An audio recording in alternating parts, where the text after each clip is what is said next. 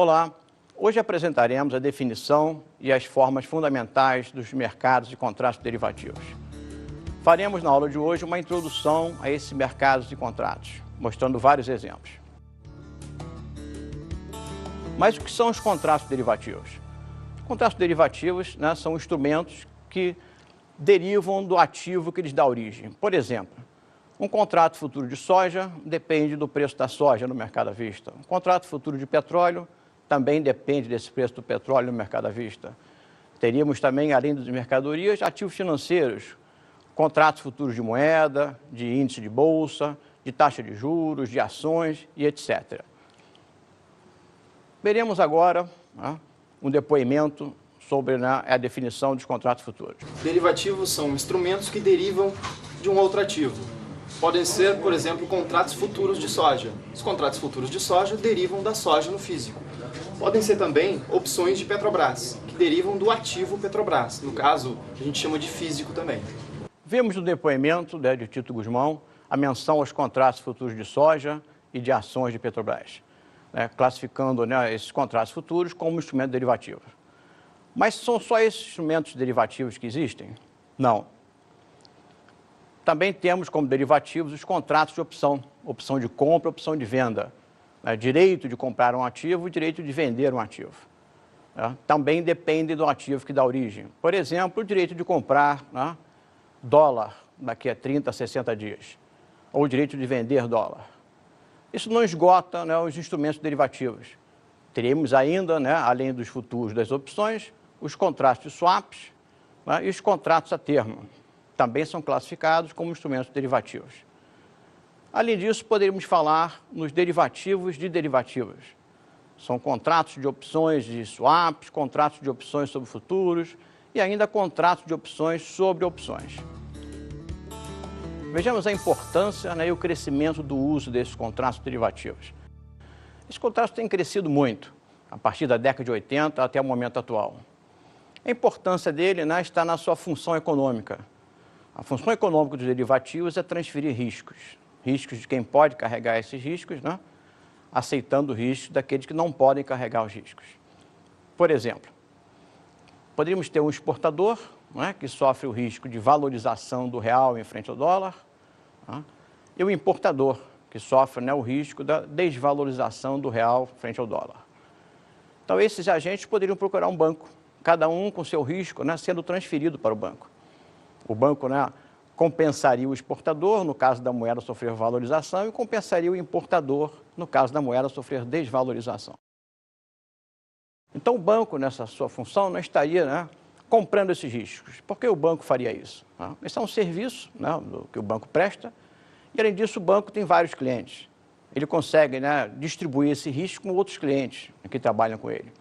Então, portanto, ele não ficará exatamente com todo esse risco da operação com o exportador e com o importador.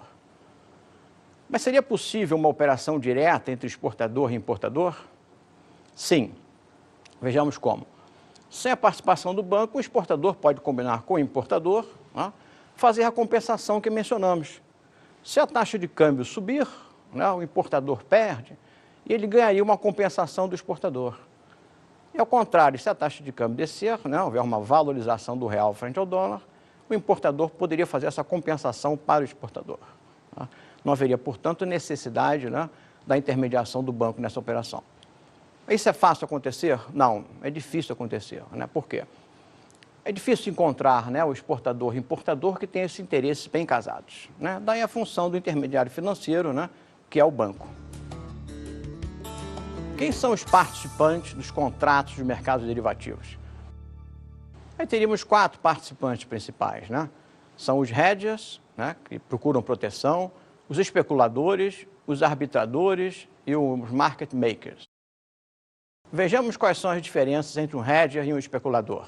Quem são os hedgers? Os hedgers são aqueles que procuram proteção. Vejamos o caso, há pouco, do exportador e do importador.